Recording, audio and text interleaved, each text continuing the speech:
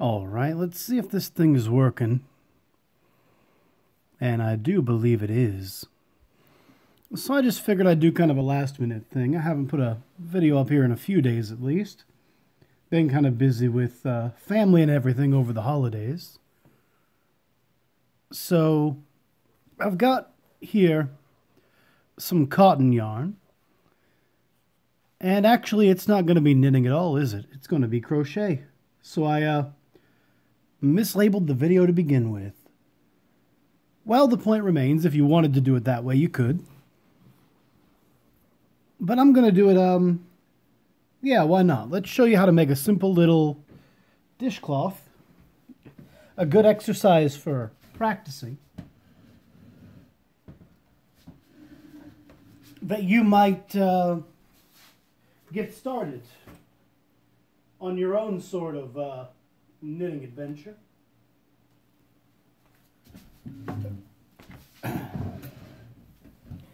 So I think what we're probably going to want for this yarn be right around this size, and YouTube's not going to focus. That's US 8, that's about a 5mm. And again, when you're starting it, that's opposite, that's fine. There we go. So for a dishcloth or anything of that nature, you want something to, I got it backwards still, don't I? Well, just a minute then. Clearly, I don't know what I'm doing tonight. But anyway, for something like a dishcloth, or a pot holder, or, you know, anything like that, that'll work. You want to start off with figuring out what size you want it to be. So I happen to know about how I knit with this. But let's say we want it to be about, 3 to 4 inches by about 3 or 4 inches. Just a nice little test sample, I guess. Let's, pardon me, move that up just a hair. That looks okay. 0 views, but 1 thumbs up. I don't think the analytics is working properly on my phone. Anyway. This is kind of hard to watch them both ways, but that's all right. My fingers want to work for me here. And the cotton yarn is a bit stiffer, harder to work with kind of thing. If you're not careful, it might give you a little trouble. So, also, it's a good relaxing thing to do, though it's a good way to learn. Again, this is a cotton yarn. Cotton is very nice, very absorbent. It'll do what you want it to do when you're cleaning or drying the dishes or whatever.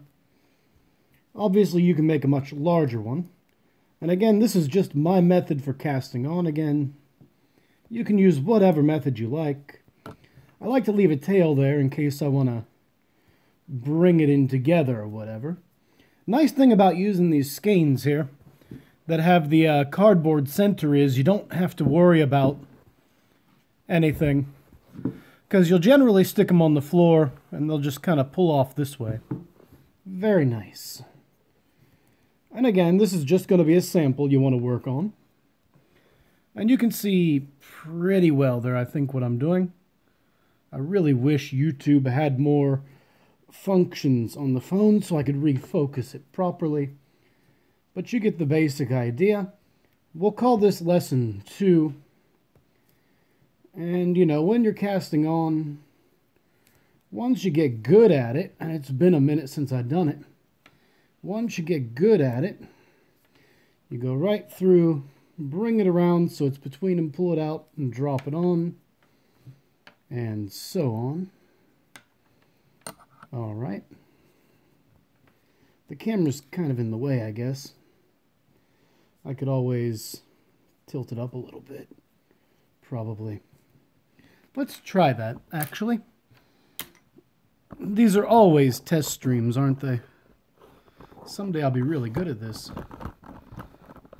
Someday. Oh, turn it the right way, it'll stand up, I bet. This is what we call professional quality. The best quality. Only the best, obviously.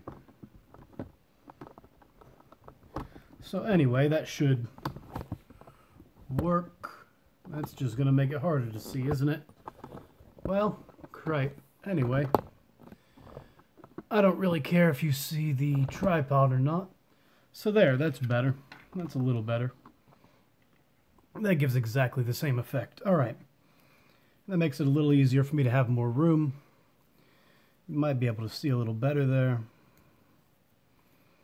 But anyway, you get the idea.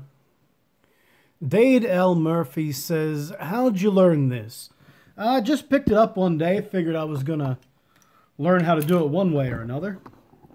And I just realized it makes it hard for me to read your comments when the video's up so high. So we'll just bring it down a little bit. That's probably better. Good, that's actually more like where I want it. And I'm aiming myself low anyway. All right. But yeah, basically one day I just picked it up, taught myself, all that good stuff. So again, you go in through the knot there. Dade says neat. And I'm not going to make this one full size because we only want this stream to be about an hour. Not everybody has the attention span to watch me knit for 12 hours or whatever. But I can certainly do it. Also, as I was saying, normally with these conical kind of things... Oh, I forgot. The purple. That's a rubber band. That's to tension it so it doesn't go all over the place on you. So now I'll just take that off. Maybe. Maybe. When you get old, you forget things, man. I'm only 31, and they say it only gets worse from here. Let me tell you. So, Dade, did you have a good Christmas? Mine went pretty well, I think. Went and visited family, had a good meal here and there. That kind of thing. The kind of thing you do around the holidays. Dade says, lol, I do. But it's neat to catch your live stream. Well, I'm glad you're tuning in. And I'm glad to hear that your Christmas was well. So as I was saying, that's going to go kind of on the chair here. That way the pressure brings it up and over the top. And then we're going to start making it. It's about the right place. If I was a professional, this would already be figured out. And we'll make the first stitch again. Ooh, I got that a little tight. That's not such a big deal. It'll tension as we go. And again, depending on your style of knitting, that'll determine the size of the needles you want. Again, if you haven't seen my first video and you're interested into getting into the knitting, then I definitely recommend checking that out. There are also some other good references online. And Dade says he's 42 and it doesn't get worse with age, you just learn better methods. Well, that's fair. I'm still young, I guess, then. I have to learn. So, as you can see, this yarn changes color as I go through it. It's got white and green and blue. It's a very nice effect to knit with. Good, good fun. Yeah, this is much more comfortable than that last video I'd done. I'm actually sitting down here. Okay. Then, as you can see, if you're not familiar with the stitches, you go in through the back, bring it around, pull it to the front, and drop it off the back one. And that's your knit stitch. That's the basic stitch you learn when you're doing this. And for this cloth, I'm just going to knit every row, and that'll give me an alternating pattern. And that'll mean it won't bunch up on itself, and it'll lay pretty flat pretty easily. Although I could actually knit and purl, I guess, but it doesn't really matter. Actually, yeah, we'll do the knit and purl instead. So I'm knitting the first row here. Dade says, "Lol, just keep going. I'm going to watch and keep quiet." Well, you don't have to do that, man. That's all right. We can sit here and chat. That's the whole point of a live stream, I think. Get information out there, have a little bit of fun, you know, whatever. Whatever comes to mind. I've been thinking maybe I'll do live streams like this where I'll just get out and knit. We'll have a discussion, a lot of fun. So anyway, that was the knit stitch. For the purl, and again, I'm knitting with the yarn in my right hand. That's the continental style, I think. American, I don't know. I can't keep them straight. The name isn't really what's important. Understanding it is what is important.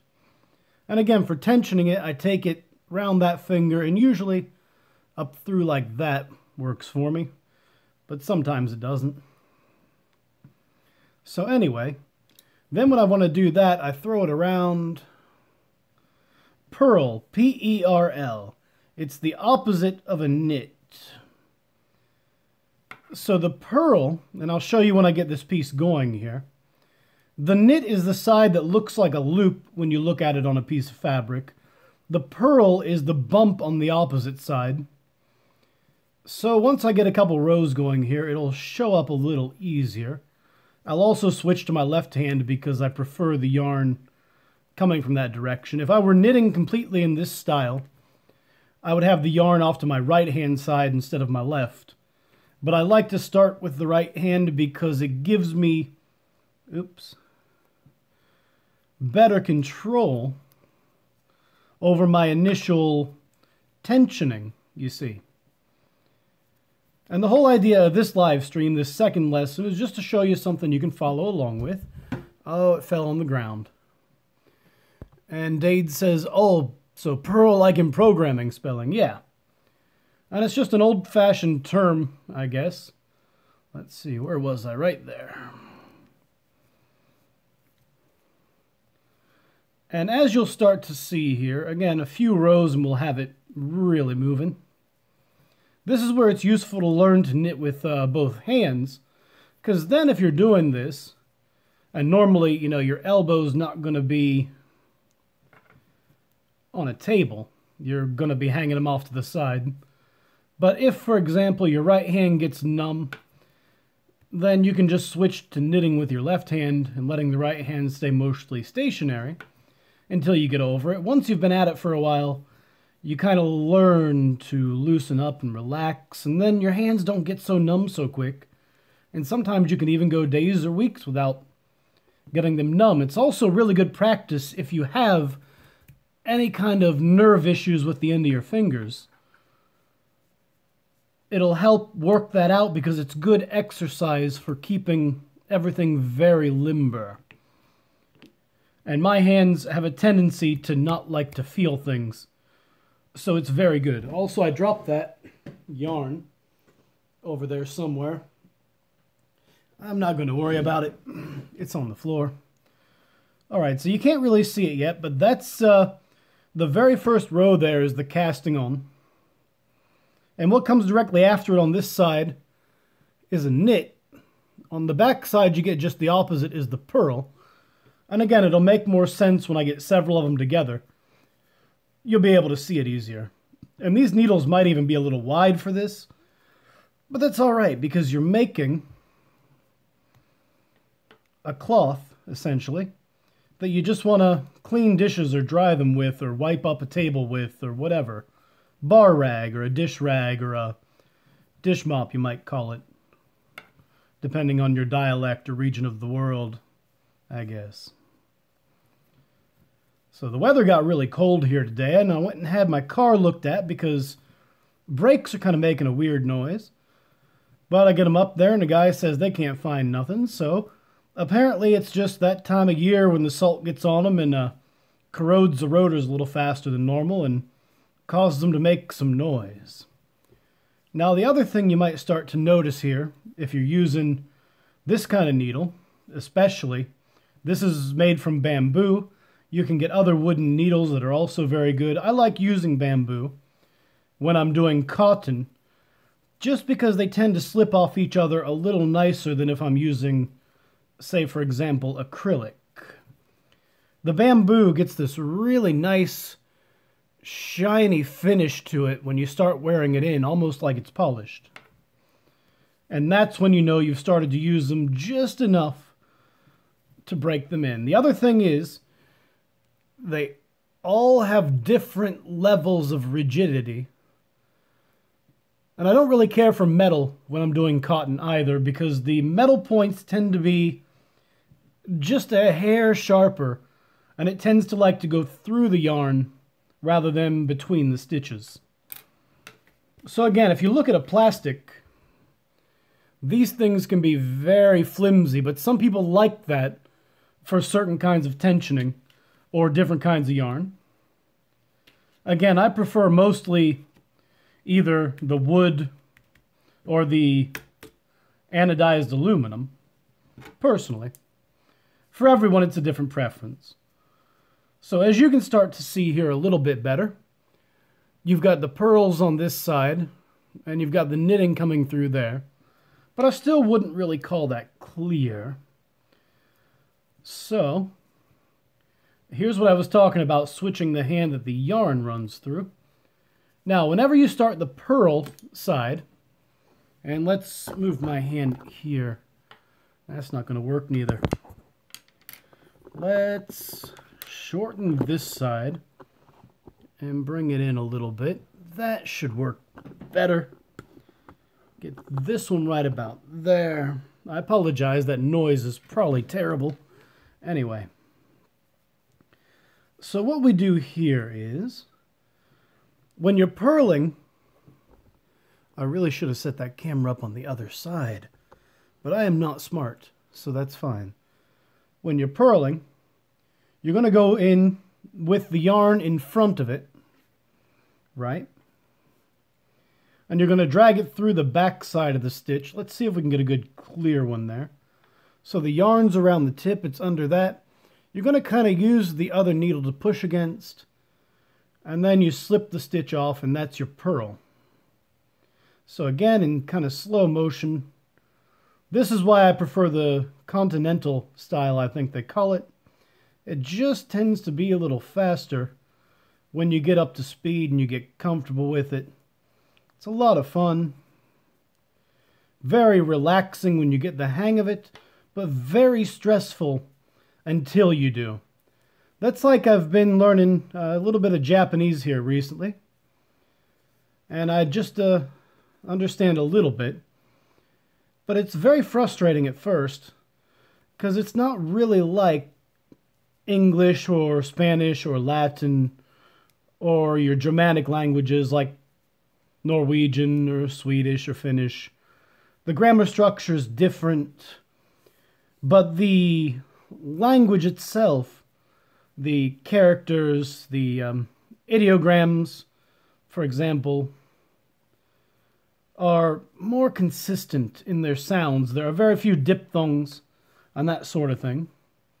So as you can see, we've got a nice length here started. When it's done, it's going to be about yay. And if I actually want to show that, did I put it back? Probably. So just to give you an idea, for you American folks, that's 5 inches from there down to the last mark. So you get the idea. That's about 7 or so once it unbunches itself. Or for you metric folks, from the start of that to the end of it is about 14 centimeter. So then we go another 4 or 5 to the edge there, 4 when it works its way down. So 18 or so millimeter. And you get the idea. This is where your counting comes in, because it is important if you want to know how many stitches per inch or per whatever. And not to know waifu tawa go to des. Lol, just kidding. I only understand a little bit of that. But hey, we got the speech indicator, so you know. I wish I had a waifu. Not really. Anyway, if we're going to be counting stitches here, see if I can hold it right, because you can actually see it a lot clearer on this material. So each of these is your stitch on the purl side. And you can just count it pretty linearly. You'll want to count a couple because you're probably going to end with half a stitch like we do there. 1, 2, 3, 4, 5, 6.5. So that's about 13 or so per 4 inches, which is your standard measure that you'll see on the side of a skein, for example. And you can see there's about 1, 2, 3, 4 or so per half inch. So that's going to be 8, 16, 24, 32 out for the 4 inches, which is good because that tells you consistently how many stitches you're making in it. Now here's the other thing. If you knit the way I'm doing, and if you're counting on this size, or this side, this is the knit side, that's a stitch, that's a stitch, that's a stitch.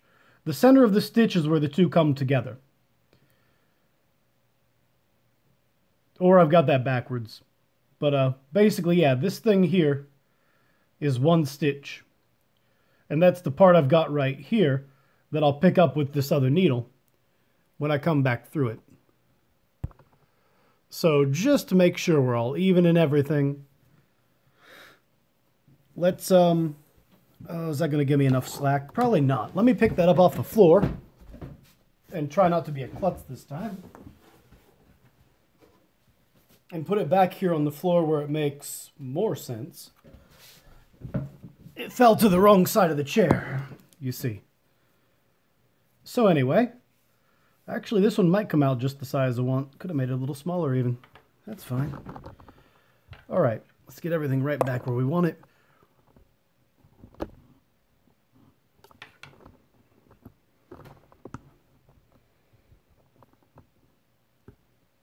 Okay, that seems a little better. So anyway, for the knit, you're always going to start with it behind. And hey, what do you know? That actually does look a little better. This is where the knit stitch is a lot simpler and faster. Because what you're doing is going again through the front of that stitch, picking up the yarn. That's the other thing they call it, is picking versus throwing. And then you're just going to slide that stitch right off. So you can see it. Pull the stitch through and you're good to go. And as you can see, when you get the hang of it, I'm still not that good, but it's fast enough. Fast enough. That's probably what she said. Anyway, I'm not getting money on this anyway. I'll say whatever I want. I feel like I'm going to end up being the big Clive of arts and crafts or something. I mean, hey, why not? If I can actually make videos every day. But I've got a real job that takes too much time. Oh well, we've all got to have a hobby, I guess. At least work pays for itself. Something like that. I'm really out of shape this winter. It's not fun. Make sure you stay in shape, kids. Although, there's apparently only one of you watching and you're older than I am, so you probably already know this. But there you can see the stitch really starts to come together. And you can get a good idea. Yeah, it's not going to refocus. That's fine. You get the idea. Not bad at all. So that's kind of how it's going to look when we're done. And when I'm done here, we're going to put an edge around whatever I make, just to show you how to do that with one of these. So, knitting and crochet both kind of go together. I have not seen The Last Jedi yet. Dade was asking there. I wish on my phone I had an option to show the comments on the screen so people could see what was being said, but alas, I can only do that if I'm going from my computer on, like, OBS or something. Oh, well. But no, I haven't seen it. I've only seen a few reviews for it. I'm not a huge fan of Star Wars, although I haven't been to a movie since Deadpool, if that gives you any idea how often I get out to them. That was a fun movie, though. But yeah, unfortunately, I don't go out to the movies very often because I found that as I get older, I just don't find as many movies interesting as I used to. Back in high school, I'd go to a movie every weekend, it seems like. But that's been 10 years. And unfortunately, I mean, movies are still reasonably priced to go see them, but there's just nothing that really catches my interest anymore. Not big into horror movies or sci-fi a whole lot. It's just, I'm a very weird person. I used to be into anime quite a bit, but no longer am I. I don't even know if I've seen all three of the original trilogy, honestly. It's been so long since I've tried to watch them that I can't remember if I did or not.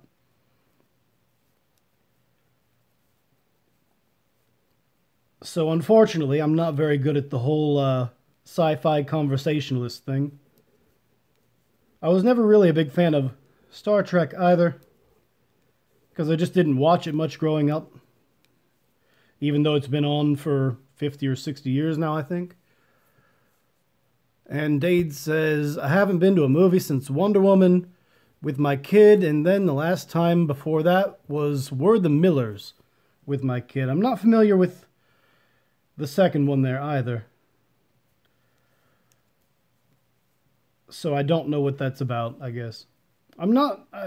the kind of pop culture I get into is very unique, I guess. Very hit or miss. Like I say, I used to be big into all sorts of things and then just kind of fell away from them over time. I always enjoyed watching, like, The Big Lebowski was a good movie. It's one of my favorites. The Dude is really laid back. But unfortunately, yeah, I just don't know a lot about movies, and I don't tend to have strong opinions about them. Like, Deadpool was pretty neat.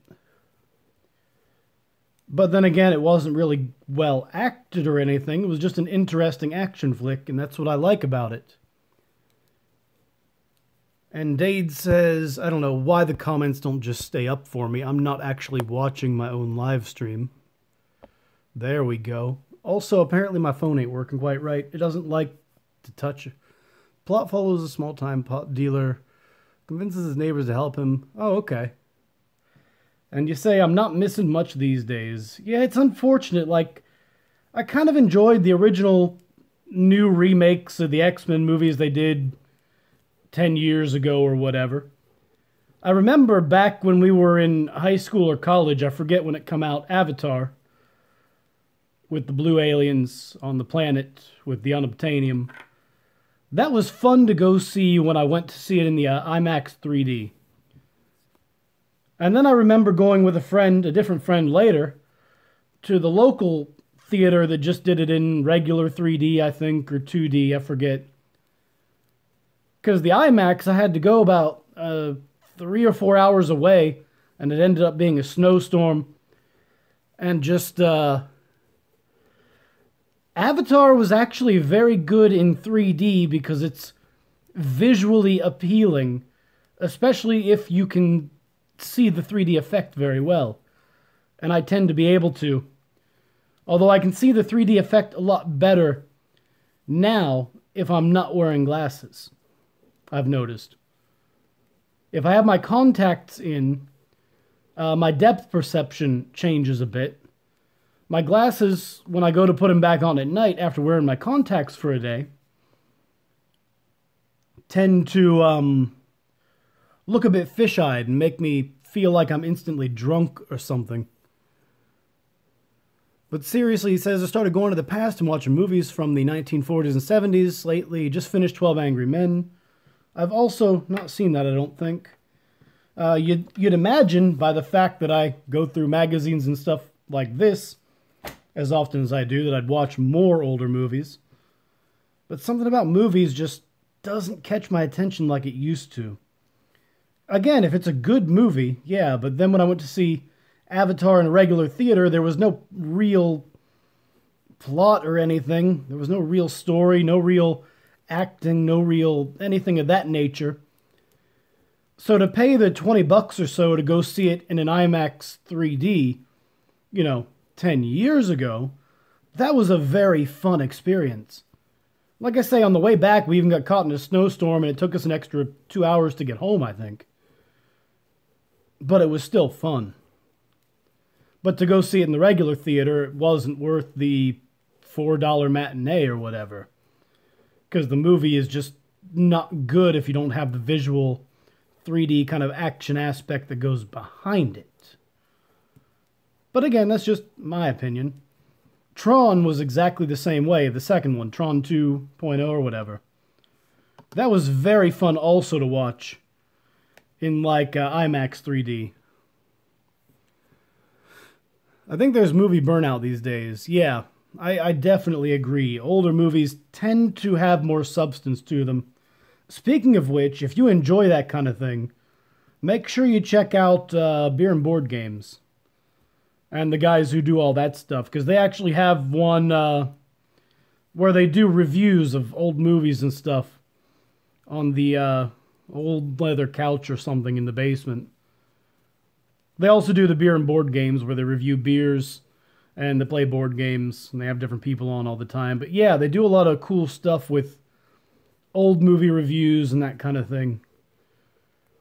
That's like, there was a time probably 5 or 6 years ago, back when I still had Netflix, when it was just changing over to being all digital. I remember I would just sit around at nights watching like old Zatoichi or whatever. Just old stuff they had on there that was interesting. And you don't really get that nowadays. Everything is high budget, high dollar, high strain. Also, if you like movies for the cinematography and stuff, Your Movie Sucks is a pretty cool YouTube channel. He goes to little independent film festivals and stuff. I think he's from Canada. His name's Adam, I think. And he goes through and reviews them. I Hate Everything kind of does the same thing, but it's not the same level. So anyway, as I was talking earlier, this here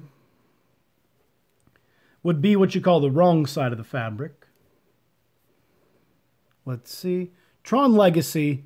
Never saw it on IMAX. But yeah, IMAX is really expensive. And that's part of the reason why we went to see Avatar. I think it was over in Pittsburgh even. Like the next state over. There's an IMAX down in Columbus, and I think there's one in Cleveland, or there used to be. But it didn't have the big enough screen. Like the biggest screen within 5 hours of us was Pittsburgh. And it was one of the curved screens. Which actually does make a lot of difference for some reason. I don't know if it's the parallax effect between the eyes or something like that. Yeah, I'm from Ohio. That is correct. Northeast Ohio.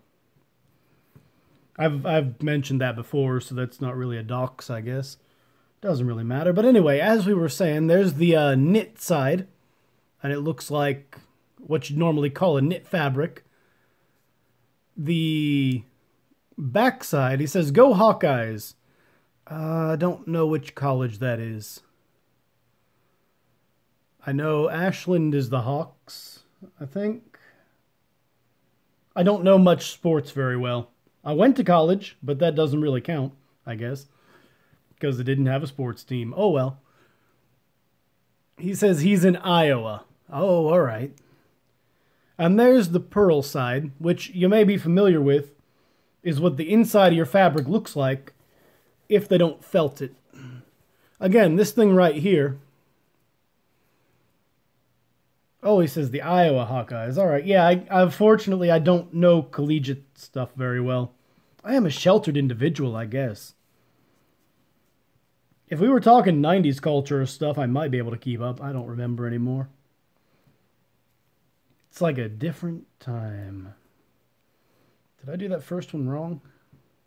Maybe. So see there, I made a bit of a mistake. This thread here is kind of loose. Eventually it'll just all wear together, but that's not really what you want to see. Which is fine. We'll take care of that when we do the border. So yeah, again, the side that's facing me is what you call the right side, because for some reason they call one side the right side and the other side the wrong side.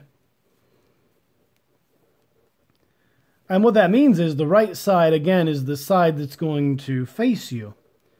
So if you look at the elastic on maybe a sweater you have or whatever, like I was starting to say here before I distracted myself, you'll see the pattern of it run up here, and that's what makes it elastic without the material itself being elastic. It naturally will want to come back together. So the opposite side of this, the side that's turned in and sewed together on itself, where you can't see at all, is going to look just like this side of the material. And as you can see, if I stretch that, if it weren't being bound, it wants to go back, and that's what gives it that elastic. And you don't even have to have, like I say, a rubber band in it or anything. Although for some things, like your underwear, you want it to have that because you want it to be tightly against it all the time, and eventually that elasticity will wear out of it. And rubber in things like your socks helps prevent some of that so that your socks will stay up longer for more washings and that kind of thing. Correct, yeah. Basically, pearl is the inside as opposed to the out. Again, I would show you with this sweater I'm wearing, but it's not going to show up on camera because it is felted. So what that means is when they felt it, the outside you can still see the pattern on, basically.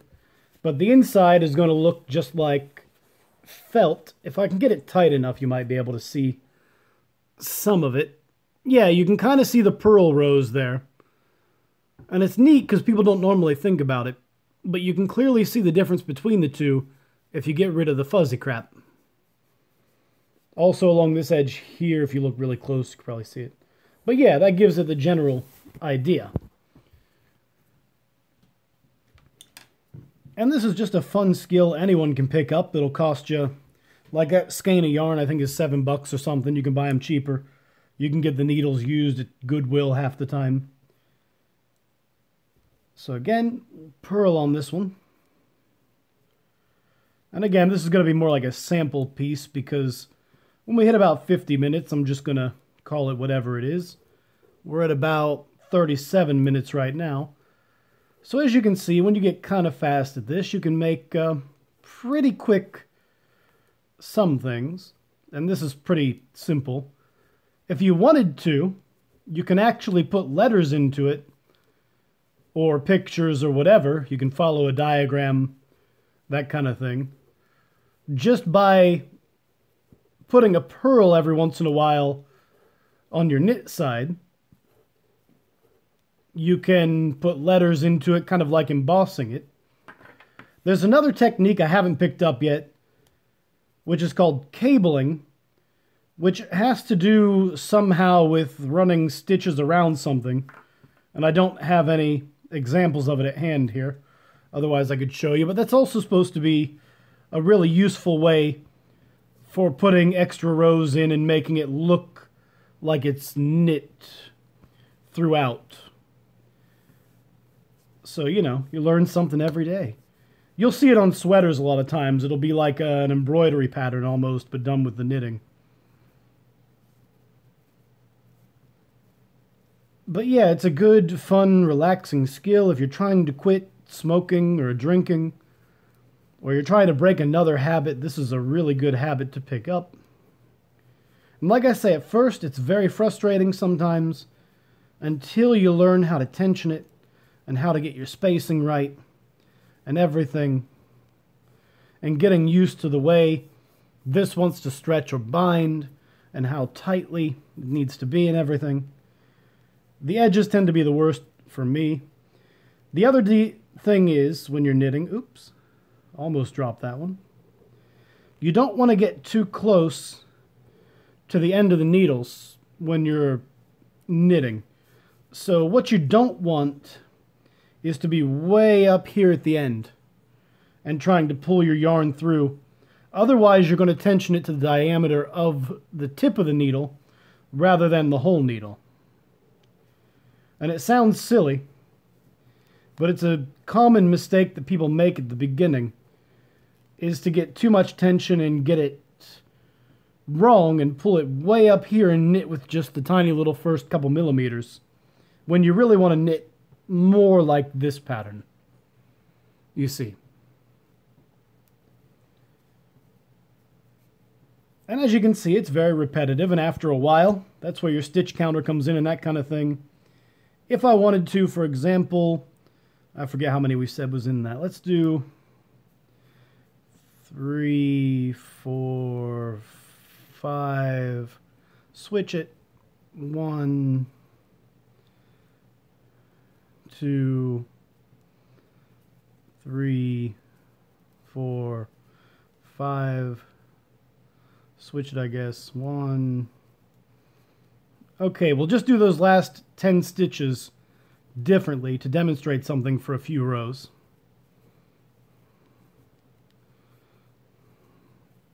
And this is where those markers come in really handy.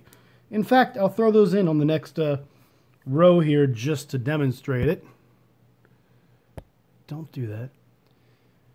So, do you know the 1990s were kind of the dark ages for movies and comics and music? Kinda, yeah. Depends on what style of music and everything you were into. But definitely could have done better. It was a very distinct generation I had growing up, I guess.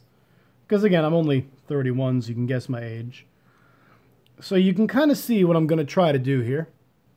And I am going to get a couple markers for that real quick, so give me 1 second. Oh, where did we put them? Okay. So these things right here. And here's a demonstration of how you'd use them. Keep them handy right there from when we get to it. All right. 1, 2, 3, 4, 5. 1, 2, 3, 4, 5. All right. Dade says, you have a big bushy beard, don't you? Kinda. It's getting there.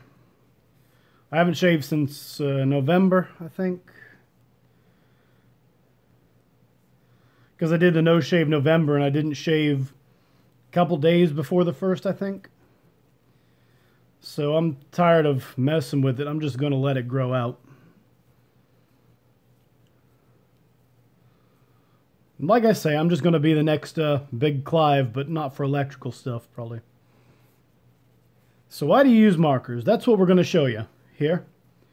This way, it's easy to find and remember one of two things. You can either do it for the purpose strictly of counting.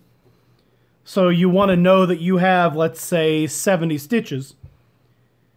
And you don't want to count out 70.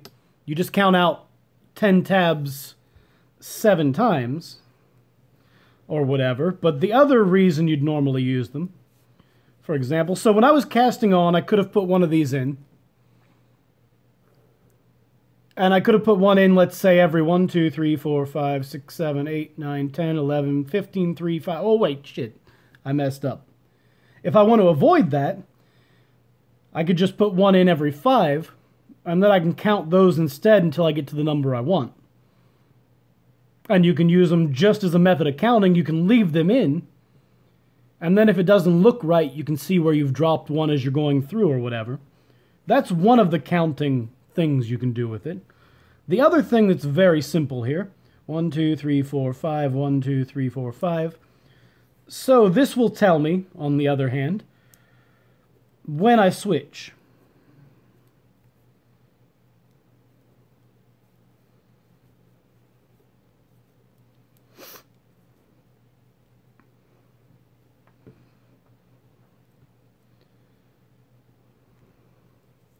And if you'll notice, I put in 5 rows opposite there to what I was doing the majority of it. And you'll see it start to show up here in a minute. As I get through a few more rows, you can kind of see it already. And that tells me when, for example, there is a pattern change. If I spread it out here so it's easier to see, you can tell that above it, there are 5 stitches, and between them there's 5 stitches. So I'm going to make a pattern here that's different than on either side, for example. So, and again, you'll start to see it as I go through it here. This is a common way you can make like a checkerboard pattern. for example, and it'll make sense as we get through to it. So I know that I do my first 5 stitches there, slip that, throw that to the back. Not quite enough tension on that, so it's going to look weird. That's fine. The counters can just slip, and then I know I'm back to where I want it to be.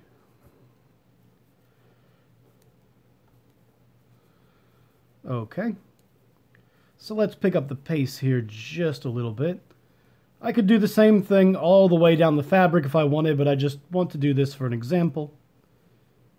So the majority of the fabric will still look the same, but maybe I want this to be something I can perhaps stitch back over and put a design onto or whatever.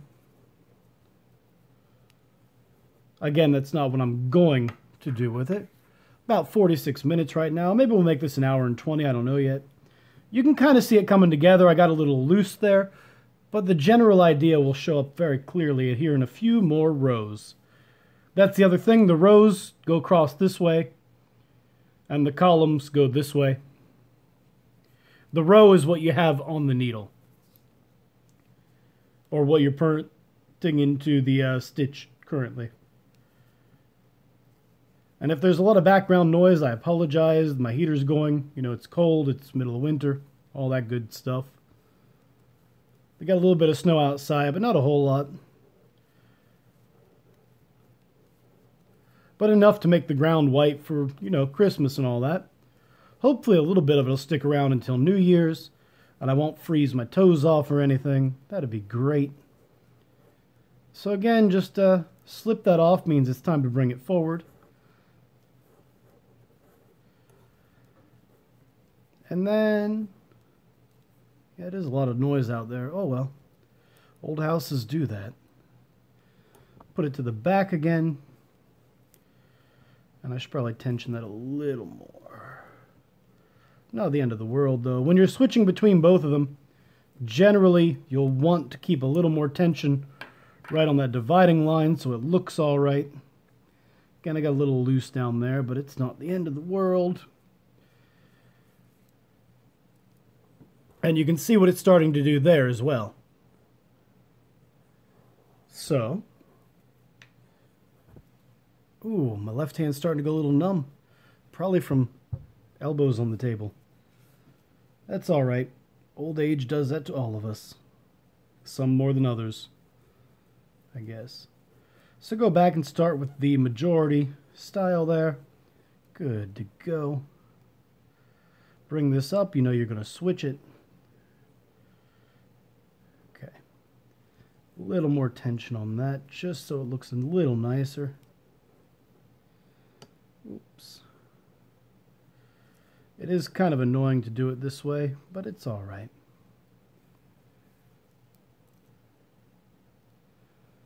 And then I'm back to the front again. And that's the point of the counter for my purpose in using them right this minute. They're also very useful for expanding and reducing, or whatever the proper term for it is. So for example, if I wanted this to come and have a bit of a curve in it, or change width, or whatever, and I want to reduce evenly, I can put, for example, one of these in,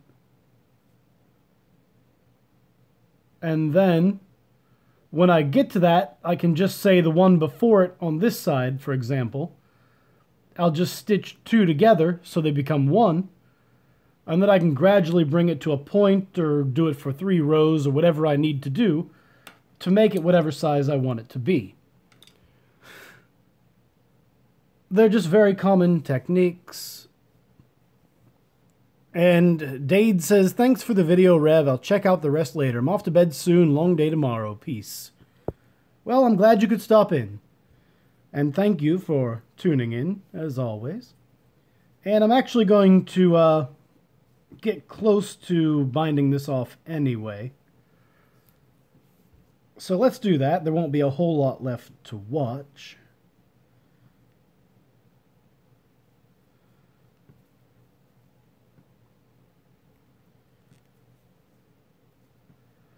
And I hope everything goes well for you tomorrow. I've got a short day at work myself. So we're going to cast this off, because I've had enough fun with this piece. Just a little sample.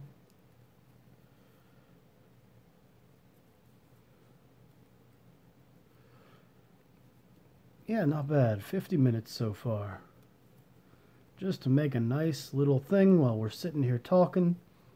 My viewer has gone away to do whatever he does. I'm still going to finish this off for the rest of you, though. Because some of you folks like to watch these later. You don't all have an hour. That's understandable. So, maybe I'll make it a video in 2 parts even. Nah, we'll do this in 1 part. I can always go do it again if I really feel like it. But we did say this is going to be a knitting video. And again, for the casting off, you take up a stitch, and then you drop a stitch over it. And you get this nice finished edge. It's usually nice. I got a little too tight there. Doesn't matter. This is why it's called art. Everyone makes it differently. Don't need the counter anymore. But yeah, I made it a little tight. That's all right. Ooh, we got another thumbs up somehow. I like it when I have more thumbs up than viewers. That's always a good sign. I don't know how that works exactly. The YouTube algorithm for showing you who's watching you seems to be, mildly flawed. I don't quite get it. But anyway, I don't need that counter now, because we're done with that. And we're nearly done with this.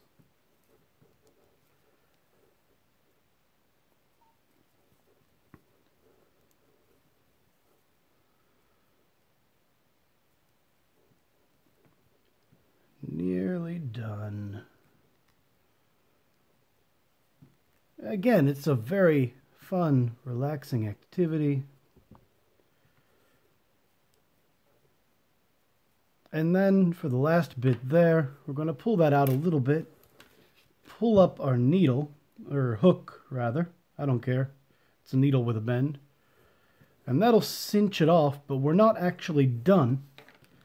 Because, as I was saying, I want to edge it. So there, as you can see, I lost my tension a little bit.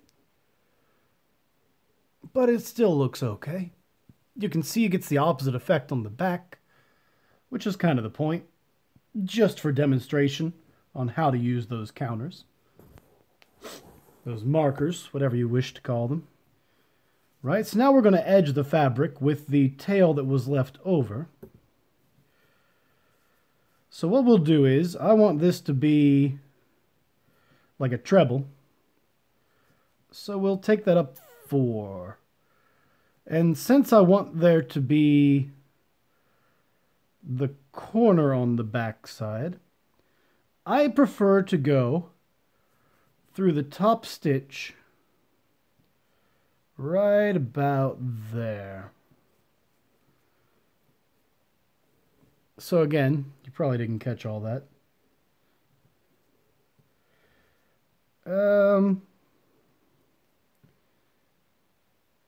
That'll be all right for the corner, I guess.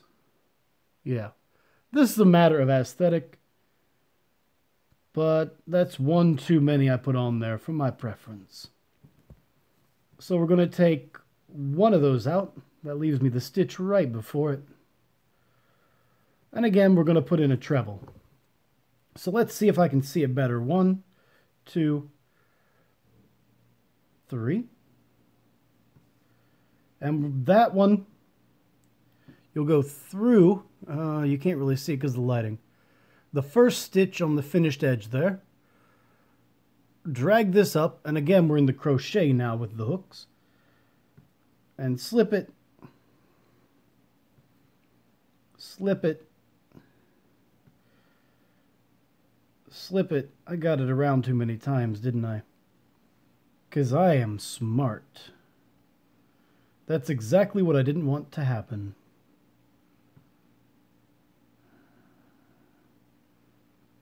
We're going to hide that stitch right there, because this doesn't have to be exact. One, twice around, because I can't count. It doesn't matter.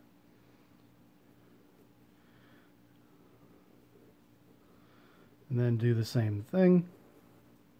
Apologize, that's probably hard to see. And that's a little heavy there, but it's not the end of the world. One, two, twice around. I keep doing that too much, don't I? That's fine. And again, through the same area of the stitch, which is on knitting, nicely enough, when you're on the row edge,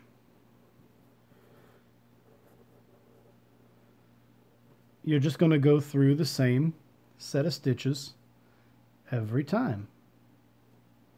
This is going to take a while because I did that way too tight. We're actually going to skip every other one just to get this done faster. And you'll see how that makes a different pattern. All right. You can see the spacing yourself there. And I made those entirely too tight.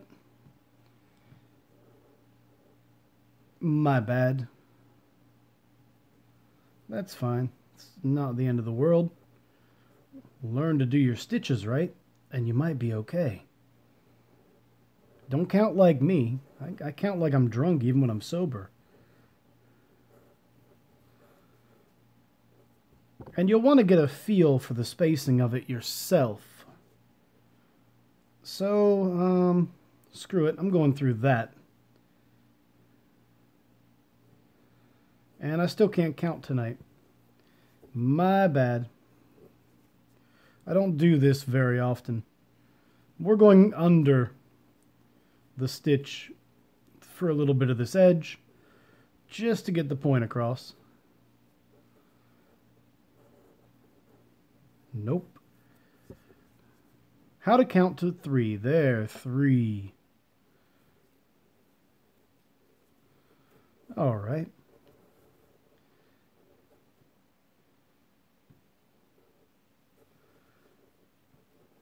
And again, this is just for speed and efficiency. I'm going through the part of the stitch I probably wouldn't normally go through. But again, it's all a matter of your preference. How do you want it to look? And that's part of the reason we do it differently sometimes. So you can see when it goes through the top part of the stitch versus through the whole part of the stitch, what it looks like on either side. Yeah, the camera picks that up okay enough, I guess. That's the other nice thing about me bumping the camera all the time. No, about using a variegated color, is that you can see very clearly what you are doing, especially when you are learning. And as we know, we are always learning.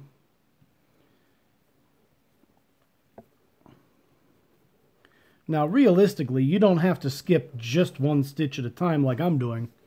You could easily skip 2 or 3 stitches and still get an acceptable result. In fact, let's leave a space of a couple stitches there, maybe. Just for the sake of demonstration.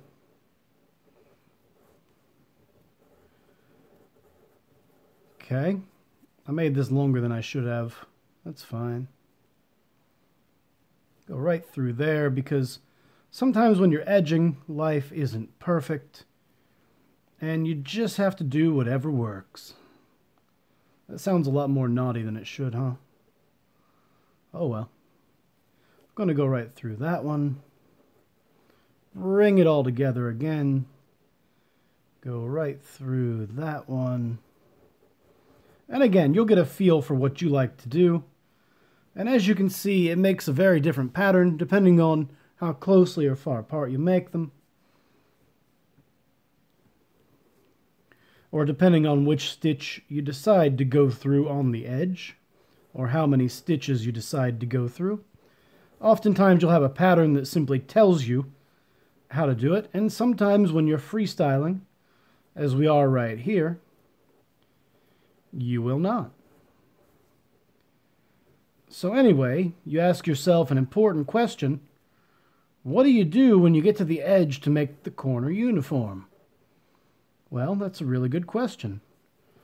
What you do is you put in about 3 stitches into the same stitch. Okay? Right back into the same stitch. And sometimes you maybe even want 4 depending on how wide your stitches are. We're using triple, so you may want even a 4th to come in there, just to give you that nice corner that's going to pull around proper. I got that one a little loose. I could do that one again if I really felt like it. There, if you make a mistake, crochet is very simple to remove. You just take it, slip it off back to where you want it. Much simpler than trying to fix knitting, honestly. So keeping decent tension on everything. And away you go. Now you might say, how do I put the stitches in along the edge? Well, you decide for yourself. I'm going to use the long bits there. And I'm just going to take up the single stitch. Not even both sides, though you could. You can see it better there. But I just want the very edge, because I find that tends to be preferable.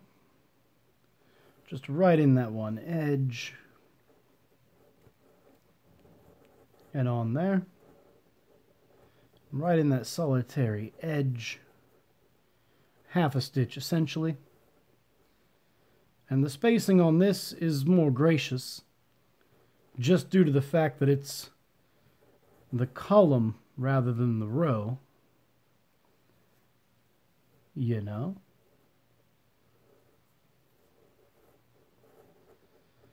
And also I made this side shorter, so that really helps. And there, as we can see, I'm not going to finish the rest of it, because you get the idea. That gets you exactly where you want to be there. Again, you can see my spacing is a lot better here because I did a lot better on this edge. When I got back around to here, this one's a little looser. It's not going to look quite as nice, but it'll still be passable for something that you're going to clean dishes with, maybe. And in fact, I may take that whole edge out. You can see all 4 of them go into the same one to make that corner. You can make entirely round things by doing this too, and then just increasing as you go out by 1 or 2 or 4 or whatever you want. Maybe that'll be our next project. You can get some idea of how the spacing will look if you put a bunch in close together versus a little more spacing. Ooh, pardon me. You can also see the difference in the look depending on which portion of which stitch you decide to go through and how much of them you decide to keep on one edge versus the other. And again, that's mostly down to your preference. Normally I would have just gone through that stitch there, but I felt like doing it differently today. So anyway, that's where I'm going to leave that, because I don't feel like doing any more tonight. And also that gives you the good examples of what to do there. Next time, I think, we'll show you how to crochet in the round. And as always, this has been Reverend JR, signing off. Thanks for tuning in.